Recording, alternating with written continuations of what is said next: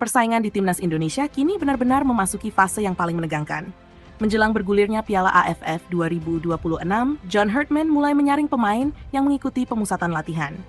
Dari puluhan nama yang dipanggil, hanya 23 pemain yang nantinya akan mendapatkan kesempatan membela Garuda di turnamen bergengsi Asia Tenggara tersebut. Situasi ini membuat setiap sesi latihan terasa seperti pertandingan final. Tidak ada pemain yang bisa merasa aman. Baik pemain senior, pemain muda, hingga para pemain naturalisasi harus menunjukkan kemampuan terbaik mereka jika ingin masuk ke dalam skuad akhir. Namun sebenarnya, apa saja yang menjadi penilaian John Herdman dalam memilih pemain?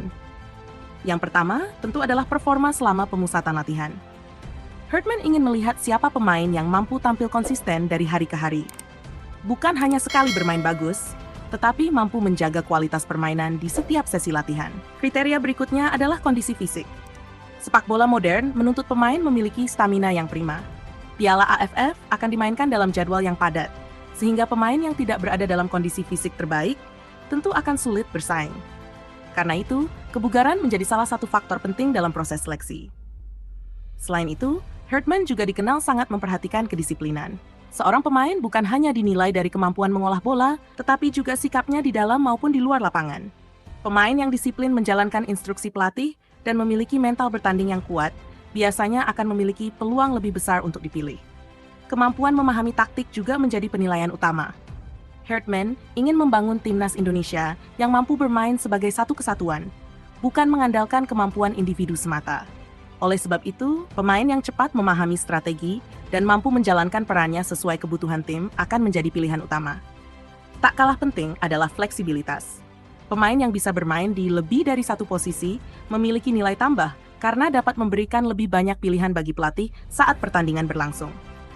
Dalam turnamen yang singkat seperti Piala AFF, pemain serba bisa seringkali menjadi senjata penting.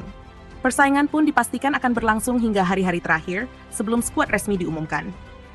Setiap pemain kini memiliki target yang sama, yaitu membuktikan bahwa dirinya pantas mengenakan lambang Garuda di dada.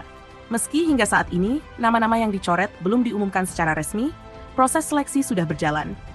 Keputusan yang akan diambil John Herdman tentu tidak mudah, karena setiap pemain memiliki kualitas masing-masing. Namun pada akhirnya, hanya mereka yang benar-benar memenuhi kebutuhan tim yang akan mendapatkan tempat. Kini para pendukung Timnas Indonesia tinggal menunggu pengumuman resmi skuad untuk Piala AFF 2026. Siapa yang akan bertahan? Siapa yang harus mengubur mimpinya? Semua jawabannya akan segera terungkap dalam beberapa hari ke depan. Yang jelas, John Herdman tampaknya tidak mencari pemain yang paling terkenal, melainkan pemain yang paling siap membawa Timnas Indonesia meraih hasil terbaik di Piala AFF.